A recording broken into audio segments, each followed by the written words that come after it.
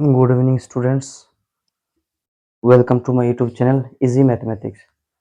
আজ আমি আপনাদের কাছে আরো একটি নতুন ভিডিও নিয়ে এসেছি।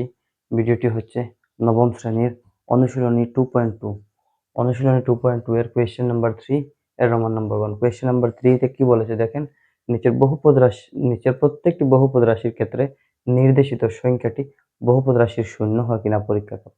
তাহলে এই নির্দেশিত সংখ্যাটি, যে সংখ্যাটি দেওয়া আছে এই সংখ্যাটি এই বহুপদ রাশিটির শূন্য হয় কিনা তা আমরা পরীক্ষা করব। এখন এটি পরীক্ষা করতে হলে আমাদের কি করতে হবে, যে জায়গার মধ্যে ইটস ভেরি সিম্পল কোয়েশ্চেন। যে জায়গার মধ্যে আমরা যে জায়গার মধ্যে আমরা এক্স পাবো সেই জায়গার মধ্যে এক্স এর ভ্যালু -1/3 পুট করব।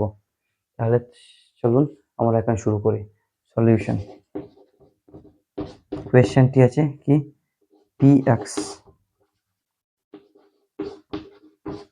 Equal 3x plus 1। যে জায়গার মধ্যে আমরা x পাবো সেই জায়গার মধ্যে -1/3 এটি পুট করব। তাহলে প্রথমে আমরা লিখে নিই p -1/3 equal 3 into x। x ছিল তো x এর জায়গায় আমরা কি দেব, -1/3 এটি দিয়ে দেব, প্লাস 1 আছে 1 দিয়ে দিলাম। এখন কি করব দেখেন, এখন কি করব, next line p -1/3 same to same লিখে দিলাম, ইকুয়াল দিয়ে দিলাম। এই 3 এবং এই 3 ক্যান্সেল হয়ে যায়, ঠিক আছে। তাহলে এখানে কি থাকলো, এখানে আমাদের রয়ে গেছে -1 আর এখানে আছে +1। তাহলে এখন দেখেন +1 এবং -1 আমাদের কি হয়, 0 হয়ে যায়।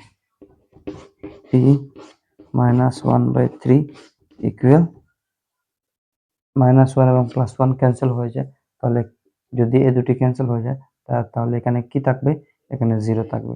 তাহলে আমরা এখানে লিখে নিব, অতএব নির্দেশিত যে সংখ্যাটি দেওয়া ছিল x ইকুয়াল -1/3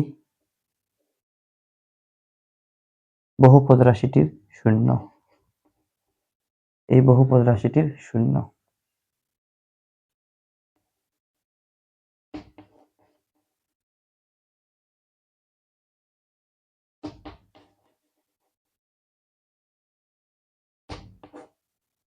তাহলে কোয়েশ্চেন নাম্বার 1 আমাদের শেষ হয়ে গেল।